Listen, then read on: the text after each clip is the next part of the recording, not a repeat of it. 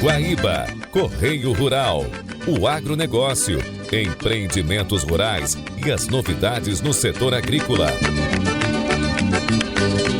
Apresentação, Sandro Fávero. Olá, muito bom dia, amigo guaibeiro. Estamos abrindo mais um Guaíba Correio Rural.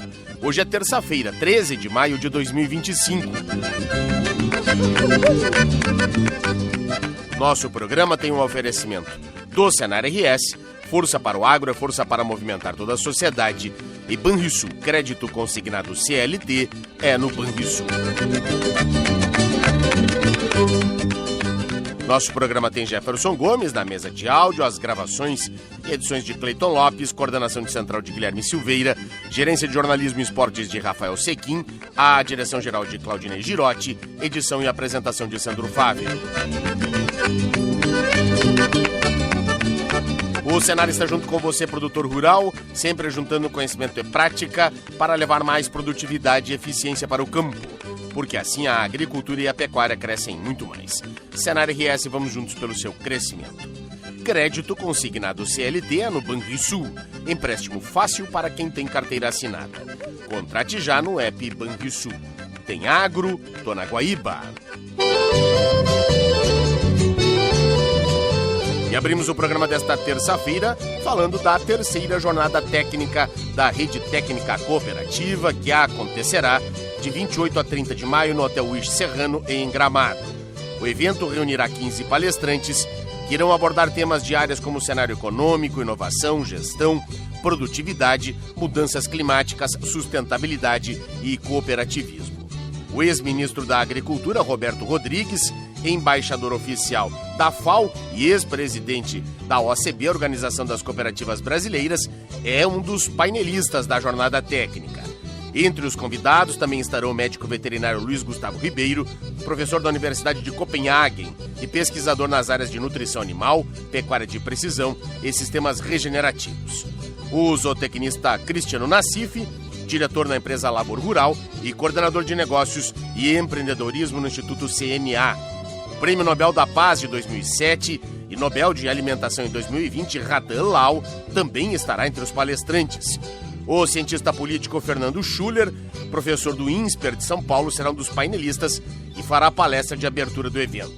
A terceira jornada técnica é uma realização da RTC, a Rede Técnica Cooperativa, e ECCGL, e conta com o patrocínio do Terminal Portuário Termasa, um evento que é apoiado pela Federação das Cooperativas Agropecuárias do Estado, a FECOAGRO, pelo Sistema Alcerx Sescope e pela plataforma Smart Coop. Muito bem, agora a gente fala de sustentabilidade, pois a agricultura regenerativa é destaque em uma nova websérie. A agricultura regenerativa tem ganhado espaço no debate sobre os rumos da produção de alimentos. O modelo propõe um conjunto de práticas que restauram a saúde do solo, aumentam a biodiversidade e contribuem para mitigar os efeitos das mudanças climáticas. Esse é o tema central do primeiro episódio da websérie Rota Regenerativa, Caminhos que Renovam o Futuro, lançada pela Origio e pela Bunge. O conteúdo resgata a evolução da agricultura no Brasil e aponta caminhos para um futuro mais sustentável. Para Igor Borges, head de sustentabilidade da Origio, o Brasil passou por uma transformação importante ao adaptar práticas vindas de fora para uma agricultura mais adequada ao clima tropical. Pensando em marcos históricos, nós sabemos, que a agricultura teve um papel fundamental no desenvolvimento da civilização. E nesse sentido, nós mostramos como nós transitamos, principalmente pensando no Brasil, numa agricultura que veio proveniente de fora, de sistemas aplicados em países que são de clima temperado, e como que a gente adaptou, como que a gente evoluiu para mostrar como que nós chegamos até o sistema mais resiliente atual, onde a gente tem uma agricultura mais tecnológica, mais robusta, muito mais produtiva, e que tem ainda o Brasil, hoje, como um exemplo global dentro de um sistema agrícola tropical. Além disso, como a própria agricultura regenerativa funciona como uma ferramenta para o que a gente tem chamado aí dessa agricultura do futuro, que tem propiciado essa transformação no campo. Além de fortalecer o sistema agrícola diante das mudanças climáticas, esse modelo também gera impacto direto na produção de alimentos e na segurança do consumidor. A partir do momento que a gente tem essas práticas, a gente acaba contribuindo não só para a saúde do solo, transformando aquele sistema num sistema mais resiliente, mas também permitindo que o balanço de carbono seja alterado com a maior estocagem de carbono dentro desse solo. E com isso, diretamente também contribuindo, obviamente, para as questões aí de mudanças climáticas, uma vez que a gente está interferindo diretamente num gás de efeito estufa. E é importante para quem planta, justamente porque você cria essa maior resiliência, né, essa maior força desse sistema agrícola, que vai permitir que ele consiga reagir melhor às intempéries. Obviamente, para quem consome também é importante, porque você está partindo de pressupostos importantes do ponto de saúde e de segurança alimentar e de saúde humana também, e do meio ambiente, obviamente. Os 2 primeiros episódios da websérie Rota Regenerativa estão disponíveis no canal da Orígio, no YouTube. Agência Rádio Web, produção e reportagem, Débora Cruz. Obrigado, Débora. E com o apoio da Agência Brasileira de Promoção de Exportações e Investimentos, a Associação Brasileira das Indústrias Exportadoras de Carne, a ABIEC, e a Associação Brasileira de Proteína Animal, a ABPA, inauguram nesta quarta-feira, dia 14, um escritório conjunto dos setores produtivos em Pequim, a capital chinesa. A nova estrutura também apoiará ações institucionais promovidas pelos projetos setoriais Brazilian Beef, Brazilian Chicken, Brazilian Pork e Brazilian Egg, ainda Brazilian Breeders, Brazilian Duck, todos mantidos pelas entidades em parceria com a Apex Brasil. Segundo as instituições, o novo escritório será um hub institucional e operacional para as associações na Ásia, oferecendo suporte direto às empresas associadas, promovendo o relacionamento com autoridades locais e apoiando ações comerciais e promocionais em toda a região. Principal destino das exportações de carne de frango, a China importou 140.400 toneladas apenas no primeiro trimestre. De carne suína foram 53.400 toneladas no mesmo período. Já no caso da carne bovina, as exportações brasileiras para a China totalizaram 284.600 toneladas nos 3 primeiros meses do ano, 42% do total exportado. Somados, os 3 setores geraram uma receita de aproximadamente 1,8 bilhão de dólares no período. Bem, agora a gente fala da FenaSul Expo Leite. A raça holandesa terá 149 animais na pista de julgamento. A raça holandesa estará novamente em destaque na FenaSul Expo Leite 2025, que ocorre de 14 a 18 de maio no Parque de Exposições Assis Brasil em Esteio. A Associação dos Criadores de Gado Holandês do Rio Grande do Sul, a Gadolando, confirmou a presença de 149 animais provenientes de 17 expositores de diversas regiões do estado. A presença significativa da raça reforça a tradição e o compromisso do setor leiteiro com a qualidade genética e a produtividade. A programação da Gadolando no evento inclui julgamentos de pista, concurso leiteiro e ações voltadas à valorização da cadeia produtiva do leite. O presidente da Gadolando, Marcos Tang, destaca o expressivo número. Quando nos deparamos com o número de inscritos da Gadolando, é que observamos que o nosso criador, ele ainda valoriza as feiras. Embora soubemos do alto investimento para participar de feiras, ele sabe que este é o momento de fazer marketing do seu produto, os animais, a sua propriedade, porque hoje praticamente todos os criadores, em uma hora ou outra, também são vendedores, não vendedor em grande escala, mas vendedor de algum animal que muitas vezes ajuda ele a pagar algumas contas ou fazer um investimento na propriedade. Ele ainda ressaltou que a exposição é uma vitrine para a genética e o trabalho técnico desenvolvido nas propriedades. A FenaSul Expo Leite é uma realização conjunta da Gadolando e da Secretaria da Agricultura, Pecuária, Produção Sustentável e Irrigação do Rio Grande do Sul, com copromoção da FEBRAC, Farsul, FETAG e Prefeitura de Esteio, além da participação de outras entidades. A entrada para o público é gratuita. Da agência AgroEffective, Nestor Tipa Júnior. Obrigado, Nestor. E assim concluímos este primeiro bloco do programa. Em nome do Senar RS, força para o agro, força para movimentar toda a sociedade. E Banrisul, crédito consignado CLT, é no Banrisul. Vamos para o intervalo e voltaremos em seguida para falar de pecuária de corte aqui no programa.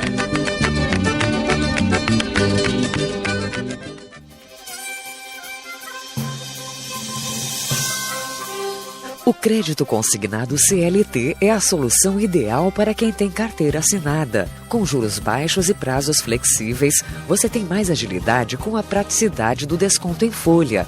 Tudo isso com a segurança do Banrisul. Faça uma simulação e contrate pelo app Banrisul. Crédito consignado CLT é no Banrisul. Quem trabalha na indústria, no comércio, no sistema financeiro, abastecendo veículos ou preparando aquele cafezinho, também faz parte do ciclo do agro. É por isso que o Senar existe, para apoiar o agronegócio com ações de formação profissional às famílias rurais, contribuindo para sustentar toda a cadeia produtiva. Porque quando o agro vai bem, nossa vida anda melhor. Senar RS. Força para o agro é força para movimentar toda a sociedade.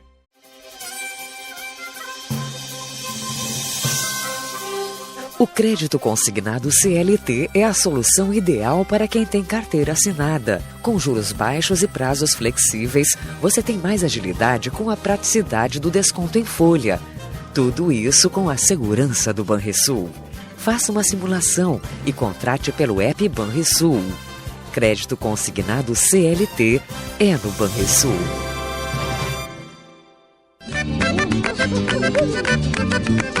Estamos apresentando Guaíba Correio Rural. Estamos voltando com o segundo bloco do nosso programa desta terça-feira, dia 13, com o oferecimento do Senar RS. Está junto com você, produtor rural, sempre juntando conhecimento e prática para levar mais produtividade e eficiência para o campo, porque assim a agricultura e a pecuária crescem muito mais. Senar RS, vamos juntos pelo seu crescimento. Crédito consignado CLT no Banrisul, empréstimo fácil para quem tem carteira assinada. Contrate já no app Banrisul. Tem agro, tô na Guaíba. Muito bem, no Guaíba Correio Rural da manhã de hoje, nós vamos falar de bovinocultura de corte a partir de agora, pois temos um cenário positivo que impulsiona a profissionalização na pecuária de cria. Temos uma alta de preços e uma demanda aquecida, mas que exigem, uma gestão melhor e também a eficiência dos criadores. E a gente vai entender um pouco mais deste cenário, conversando a partir de agora com o Armindo Bart Neto, que é engenheiro agrônomo e gerente técnico da CIA Brasil, Serviço de Inteligência em Agronegócio. Caro Armindo, seja bem-vindo à programação da Rádio Guaíba na manhã de hoje. Bom dia.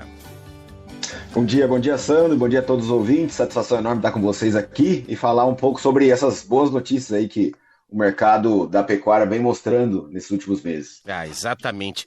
Bom, explique-nos, por favor, quais são efetivamente os fatores que têm apresentado este cenário promissor neste momento, depois de alguns anos de dificuldade, este momento positivo para o segmento da pecuária de corte, por favor.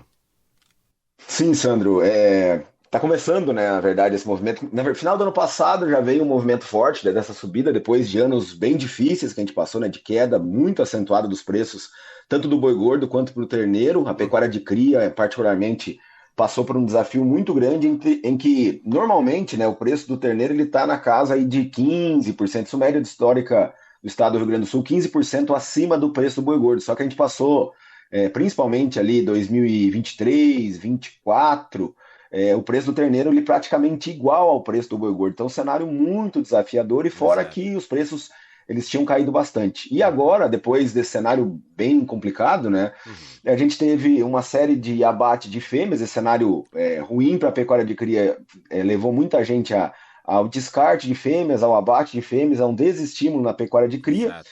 Que isso, por outro lado, resulta numa falta de oferta de animais. O período seguinte, é o que a gente está vivendo agora. Então, por isso, tem puxado o preço do terneiro para cima. Subindo o preço do boi gordo e também tem puxado o preço do terneiro para cima. Certo. Bom, temos esse fator, Então, a falta, Quer dizer, tivemos um recorde no abate de fêmeas, então fêmeas indo para o gancho, mas também há outros fatores, por exemplo, o aumento do consumo, as exportações, isso também entra nesse cenário ou não? Sim, sim, tem essa questão em relação ao aumento do consumo, mas muito por causa da exportação. O Sim. Brasil, exportação tem puxado bastante por causa do câmbio favorável, também as exportações, né, para a China tem aumentado bastante, o Brasil tem aumentado outros mercados, tem até uma perspectiva de aumento na exportação por causa dessa briga toda entre China e Estados Unidos, Sim. agora já estão sentando para conversar de novo, então não sabe se efetivamente isso vai chegar para nós ou não. Mas o fato é que as exportações brasileiras, que geralmente giravam na casa, né, do total produzido 20% exportado, o ano passado chegou a bater 37%. Foi um recorde total de exportações. Então isso acaba também aumentando, né, essa demanda e com isso falta animais, começa a subir o preço do boi e estimula também a pecuária de cria, né? E há uma conquista de novos mercados também, não é? Para a carne brasileira, inclusive com gado em pé, não é, Armindo? Sim, sim, tem o mercado. O Brasil agora recentemente, né, tem negociado ainda nas tentativas com o Japão, mas o mercado Vietnã já é uma realidade, né? E também tem o mercado turco, que está ampliando Turquia, né? também aí para compra de gado em pé. Então, isso para nós também são demandas que chegam e sempre bom, né? Quanto mais gente quiser consumir a nossa carne, isso tem um bom estímulo aí que demora um pouquinho, mas reflete sempre no produtor. Perfeito. Bom, estamos vivendo então um novo ciclo, não é? Tivemos o abate de fêmeas e agora a importância da profissionalização na gestão, porque estamos entrando em um novo momento da pecuária, não é? Exato. E esse momento ele é sempre... volta e meia ele chega, né? A gente passou ali na pandemia que foi uma intensidade muito grande, depois a queda foi proporcional à subida, e agora a gente vê de novo esse cenário de alta. E sempre nesses momentos, Sandro, o pessoal tem um estímulo grande para fazer os investimentos, né? Mas assim, tem um ponto importante o pessoal olhar nesse ciclo pecuário, é que sempre o melhor momento para fazer os investimentos, né, na atividade são momentos que antecedem a alta. Na baixa. Né? Então, exato. Então, o melhor momento foi, né, o ano passado, mas ainda a gente segue nesse cenário favorável que deve durar, a gente espera até o ano que vem. Então, ainda a gente está nesse momento de fazer os investimentos. Certo. Óbvio que os custos também já subiram, né? Oferta e demanda, então os custos, sobe o preço do boi, sobe os custos também dos insumos, enfim. Mas é um momento importante para o produtor aproveitar que tem mais caixa, porque a grande briga, né, quando a gente fala, o produtor fala, eu devo investir na baixa, mas quando eu não tenho dinheiro, como é que eu faço? Então, como a gente está nesse momento de alta, está entrando mais dinheiro, o caixa está melhor, e o produtor deve focar muito em investir onde realmente impacta na produção. Eu sei que tem, às vezes, o pessoal quer investir em melhoria de infraestrutura, cerca, mas tem que investir onde realmente tem impacto na produção. E aí, quando a gente fala muito, né, do cenário da pecuária de cria, que é uma das coisas que nós estamos falando aqui, a gente tem que tratar muito em organizar bem o rebanho, sabe? Eu tenho que ter animais produtivos, descartar animais, quem não descartou, né, animais que ainda estão improdutivos no rebanho, porque como o preço sobe, o pessoal fala assim, não, vou deixar tudo que é animal aqui, porque, né, qualquer terneiro que produzir, para mim é melhor. Só que a gente acaba deixando animais improdutivos, que a gente já sabe que eles não vão entregar um bom resultado, e se ilude e acaba tendo um gasto que não seria necessário, né? Então, descartar animais é importante, a gente tem que pensar numa boa reposição, investir em genética. A gente teve há pouco aí o Mundial do Braford aqui acontecendo em Esteio, então espetacular a genética, né, que tem se apresentado, só que a gente tem que trabalhar, né, com animais melhoradores e dar condição também dentro de casa, com pastagens, com tudo, para que esses animais também expressem todo esse potencial. E há uma gama, né, de opções nas centrais, inclusive com... Nós temos acompanhado também, né, uma antecipação cada vez maior no período do manejo reprodutivo, não é, Armindo? Sim, sem dúvida. E isso se deve muito, Sandro, à entrada da soja, né? Na metade sul do Rio Grande do Sul, porque com a entrada da soja aumentou a oferta de pastagens de inverno, então a melhor época do ano, que sempre foi a primavera, para produção de pasto, hoje está sendo em muitas fazendas o inverno, que é a entrada das pastagens de inverno com alta qualidade, com quantidade. E isso tem mudado, né, a oferta de comida. Então, por isso, muita gente está trazendo a reprodução para dentro das pastagens de inverno, que é muito bom, E isso tem mudado também, inclusive, peso de desmama, a qualidade desses animais, as taxas de reprodução têm melhorado muito, e a gente finalmente está conseguindo, em muitos casos, que eu brinco sempre, né? A gente tem, quando compra um animal de alta genética, isso tem chegado muito rápido nas fazendas, a gente compra um animal de alta genética, só que a gente compra a Ferrari e coloca ela para rodar numa estrada de chão. E a fazenda não está organizada para todo aquele potencial, né? Então, a gente tem que começar organizando, fazendo um asfalto que possa receber bem essa Ferrari. E isso passa por essa organização de boas pastagens, e agora, de alta qualidade. E a hora é agora, né? Tá terminando a safra de verão, sai soja, sai milho, sai o arroz lá na Zona Sul, enfim, é hora da pastagem agora, não é? Preparar pelo que vem pela frente aí, né? Isso, e o que move a pecuária de cria são duas coisas principais, né? Uma delas é a quantidade de animais que eu desmamo por ano, então tem que ter uma alta taxa de desmame, que a gente fala aí numa casa de 75%. 75%, mas também o peso desse... então a reprodução é o que move. Então o ideal é que a gente tenha pelo menos uns 75% de taxa de desmame. Quando a gente vai para os nossos dados, a gente está na casa de 55%, 60%, então tem muita coisa para melhorar. Mas eu preciso dar... Isso não tem mistério, tem que ter alimento. A reprodução, né, ela entra pela boca, então eu tenho que ter uma boa oferta de alimento, para que esses animais possam, né, ter condição de emprenhar, e depois disso, né, de emprenhar, eu também tenho o desafio de entregar um animal desmamado, pesado. Com quantos quilos? Ele tem que ter... Quantos quilos, mais ou menos, de terneiros no desmame?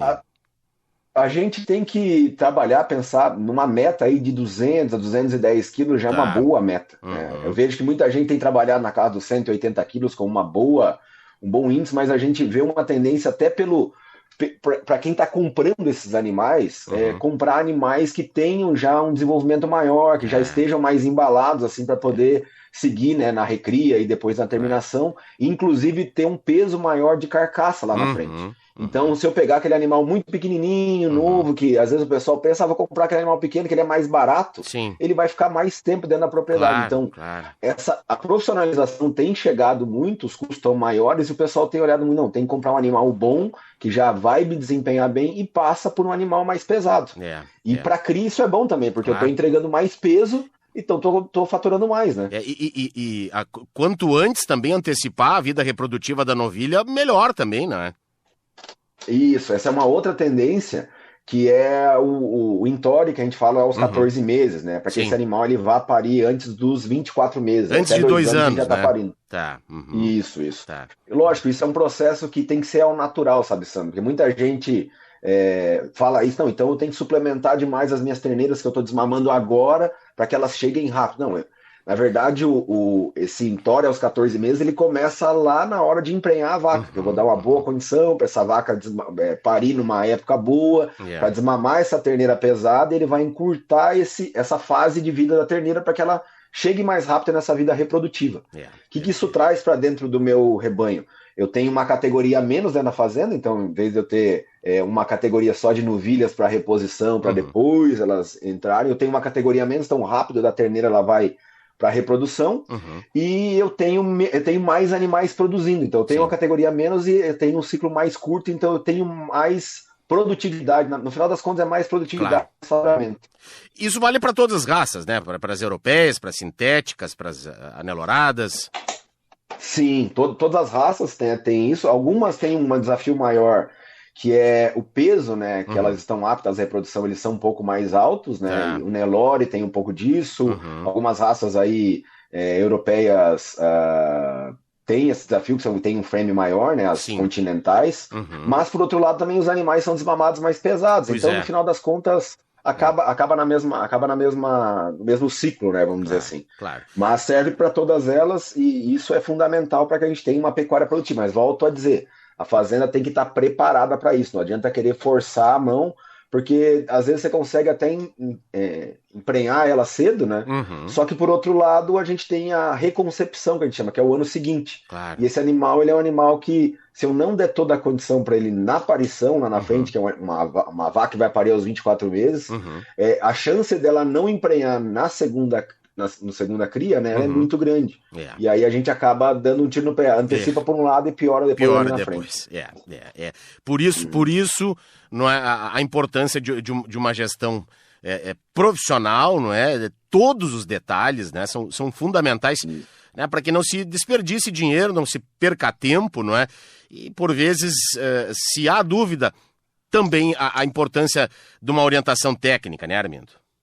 Sem dúvida, sem dúvida. Cada vez menos, Sandro, a gente tem margem para erro.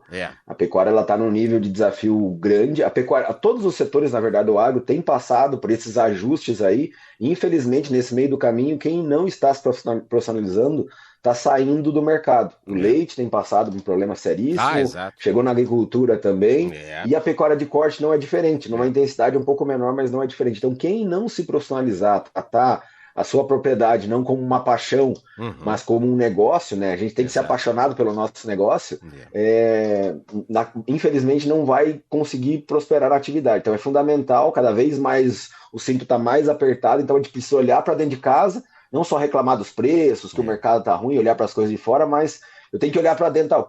Dentro aqui, o cenário é esse, que eu posso melhorar, onde eu tenho que me profissionalizar. E a ajuda técnica para isso é fundamental, né? Para não ficar naquela coisa de tentativa e erro, e aí acaba sendo muito mais caro o molho que o peixe.